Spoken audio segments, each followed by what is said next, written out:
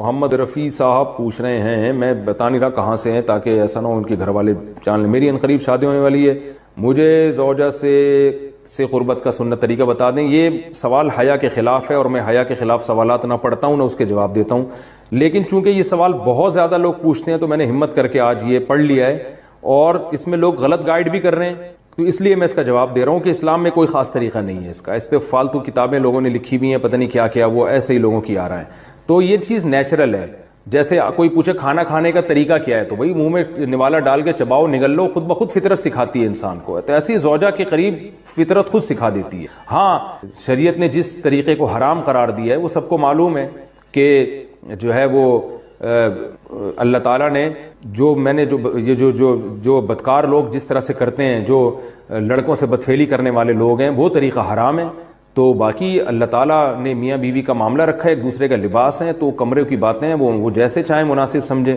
وہ ان کا اپنا ذاتی عمل ہے، اس کا کوئی خاص طریقہ نہیں ہے، اور یہ نیچر انسان کو خود سکھاتی ہے، نہ یہ طریقے نہ کسی سے سیکھنے کی ضرورت ہے۔ بعض لوگ تو حد درجے کی بے شرمی کرتے ہیں، وہ شادی سے پہلے جو ہے وہ فحش فلمیں دیکھتے ہیں تاکہ ہمیں طریقہ آ جائے، یہ انتہائی درجے کی بےہودگی ہے، انتہائی درجے کی ایک لعنتی عمل ہے یہ۔ تو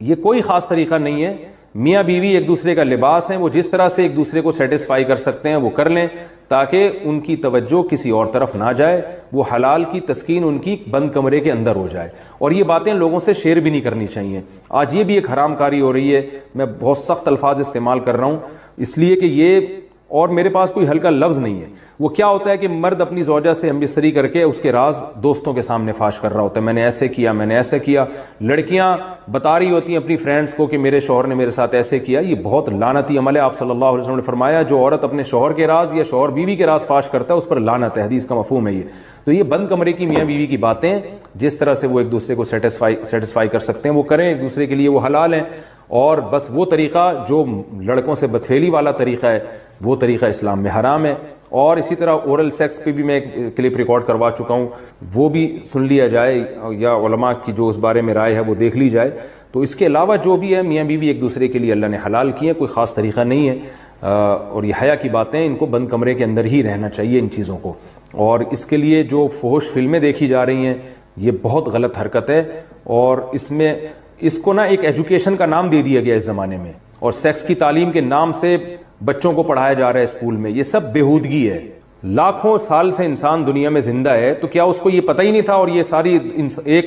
6 ارب انسان ایسے ہی بغیر تعلیم کے پیدا ہو گئے ہیں کیا؟ تو یہ تو چیزیں نیچر خود سکھا دیتی ہے انسان کو کہ کیا کرنا ہے، کیسے کرنا ہے، اس میں کوئی اسکول کالج میں پڑھنے کی ضرورت نہیں ہے۔ ہاں شرعی احکام اس کے 2-4 ہیں، وہ علماء بتاتے رہتے ہیں، وہ کتابوں میں لکھے ہوئے ہیں کہ کون سا راستہ حرام ہے اور کون سے راستے میں آنا جائز ہے۔ تو اس لیے میں نے بہت ہی دل پہ پتھر رکھ کے آج اس کلپ کو ریکارڈ کروایا ہے تاکہ لوگ اس بارے میں غلط طرف نہ جائیں اور ایک چیز کو ایک بہت بڑا ایشو نہ بنا لیں لوگ۔ بیوی کا شوہر کو ہم بستری سے روکنا، حدیث میں ہے کہ جو بیوی اپنے شوہر کو ہم بستری کرنے سے انکار کرے اس پر رات بھر لعنت برستی ہے۔ اس حدیث کی وضاحت فرما دیں۔ نیز اگر شوہر، یہ تھوڑا حیا کے خلاف مسئلہ ہے، شوہر کوئی ایسا طریقہ استعمال کرتا ہے نا ہم بستری کا جس سے اولاد نہیں ہوتی، تو کیا بیوی کو اسے منع کرنا چاہیے یا نہیں کرنا چاہیے؟ دیکھیں حدیث میں آتا ہے کہ کوئی شوہر اپنی بیوی کو رات کو اپنے بستر کی طرف بلائے، یہ کنایہ یعنی ہم بستری کرنا چاہتا ہو، عورت منع کر دے، فرشتے اس پہ ساری رات لعنت بھیجتے ہیں، یہ بالکل صحیح حدیث ہے۔ اب ہمارے بعض اسکالر کیا کرتے ہیں، جب ان سے یہ بات پوچھی جائے تو وہ بات کو گھما دیتے ہیں، سیدھی بات نہیں بتاتے کہ بھئی یہ شریعت میں مرد کا حق ہے کہ عورت اس کو ہم بستری سے نہیں روک سکتی، کیونکہ ویمن رائٹس کے نام پہ آج کل بہت تحریکیں چل رہی ہیں، تو وہ بھی کچھ لبرل اسکالرز ہیں جو ہر وقت جو ہے نا کوشش کرتے ہیں کہ خواتین ہم سے ناراض نہ ہو جائیں۔ تو بھئی آپ شریعت کا حکم بتائیں صاف صاف، چاہے عورت خوش ہوتی ہے ناراض ہوتی ہے، بعض حقوق مردوں کے ہیں بعض عورتوں کے ہیں تو وہ بتانے پڑتے ہیں۔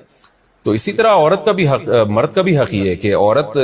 اگر مرد اس کو ہم بستری کے لیے بلاتا ہے تو عورت اسلام میں منع نہیں کر سکتی، اس کے لیے گناہ ہے۔ ہاں بیمار ہو تو ایک الگ بات ہے، بخار ہے اس کو، کوئی واقعی بیماری ہو تو پھر ایک الگ بات ہے، نارملی اس کو اجازت نہیں ہے کہ وہ شوہر کو منع کر دے، بلکہ اس میں حدیث میں بہت سخت تاکید ہے۔ آپ صلی اللہ علیہ وسلم کی ایک حدیث میں یہاں تک فرمایا کہ عورت اگر یعنی چولہے پہ ہو، روٹی پکا رہی ہو، اس طرح کی حدیث کا مفہوم ہے، یعنی بہت بزی بھی ہو تو بھی اس کو اپنے کام کو چھوڑ کر شوہر کی خواہش کو پورا کرنا پڑے گا۔ اور یہ نیچر کے بھی مطابق ہے، کیونکہ مرد میں جب یہ سیکس کی خواہش پیدا ہوتی ہے اور اس کو کچلا جائے تو مرد بہت زیادہ ڈسٹرب ہوتا ہے. خواتین اس میں اپنے آپ کو مردوں جیسا سمجھتی ہیں، وہ سمجھتی ہیں ہمارا اس میں وہی حق ہے جو مرد کا حق ہے. بھائی اللہ نے دونوں کی ڈیزائرز میں زمین آسمان کا فرق رکھا ہے، تو مرد کو بہت زیادہ نقصان ہوتا ہے اس سے، وہ بہت زیادہ مینٹلی ڈسٹرب ہوتا ہے اس سے، کیونکہ اللہ نے یہ ڈیزائرز عورت کی نسبت مرد میں بہت زیادہ رکھی ہے، تھوڑی زیادہ نہیں بہت زیادہ رکھی ہے. تو میڈیکلی یہ بات ثابت ہو چکی ہے. تو دوسرا ایک تو مینٹلی بہت زیادہ ڈسٹرب ہوتا ہے وہ، دوسری بات یہ کہ پھر اس کے گناہ کی طرف توجہ جائے گی، وہ حرام کاموں کی طرف جائے گا. تو اس لیے عورت کو اس بارے میں مرد کا ساتھ دینا چاہیے. یہاں فوراً بعض خواتین یہ سوال پوچھتی ہیں کہ اچھا اگر عورت کے دل میں خواہش ہو اور مرد وہ خواہش پوری نہ کرے تو کیا مرد پہ بھی لعنت ہوتی ہے؟ تو اس کا سیدھا سیدھا جواب یہ کہ نہیں، مرد پہ لعنت نہیں ہوتی. اس کی وجہ یہ ہے، دو اور دو چار کی طرح میں صاف بات کروں گا. وجہ اس کی یہ ہے کہ عورت کے لیے مرد کی اس خواہش کو پورا کرنے میں عورت کی کوئی انرجی نہیں استعمال ہو رہی، جبکہ اگر مرد کا موڈ نہ ہو اور عورت کا موڈ ہو تو پھر مرد اپنے آپ کو پریپیئر نہیں کر سکتا، اس کے لیے بہت تکلف کرنا پڑے گا اس کو. اخلاقی طور پر تو ٹھیک ہے، مرد کو یہی حکم دیا جائے گا کہ زوجہ کی خواہش کو پورا کرے، لیکن اس پر شریعت نے لازم نہیں کیا ہے، کیونکہ ایک چیز مرد کے اختیار میں نہیں ہے تو لازم کیسے ہو سکتی ہے؟ یعنی ایک آدمی کا وہ ذہنی طور پر تیار ہی نہیں ہے اس کے لیے، تو مرد کے لیے تو جب تک ذہنی طور پہ تیار نہ ہو یہ عمل کر نہیں سکتا، جبکہ عورت کر سکتی ہے. تو انرجی جو استعمال ہوتی ہے نا اس میں بہت زیادہ، وہ تو مرد کی انرجی یوز ہوتی ہے. تو شریعت اس کو کیسے پابند بنا سکتی ہے کہ اس کے ذہنی طور پر وہ مینٹلی تیار سے یعنی ایک عمل کر سکتا ہے؟ تو یہ ظلم ہوتا ہے اس کے اوپر کہ وہ مینٹلی تیار نہیں ہے اور اس کو شریعت کہے کہ اگر بیوی آپ سے مطالبہ کر رہی ہے اور آپ مطالبہ پورا نہیں کرو گے تو آپ پر لعنت ہوگی. تو وہ اس لعنت سے بچنے کے لیے اپنے آپ کو مینٹلی کیسے تیار کرے گا؟ بعض دفعہ تیار کر لیتا ہے، بعض دفعہ نہیں ہو پاتا. اس کا تو دماغ سے بہت گہرا تعلق ہے.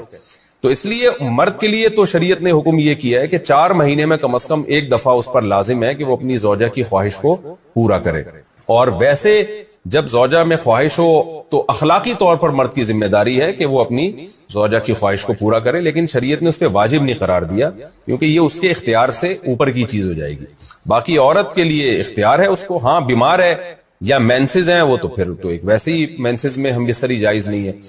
باقی رہا یہ مسئلہ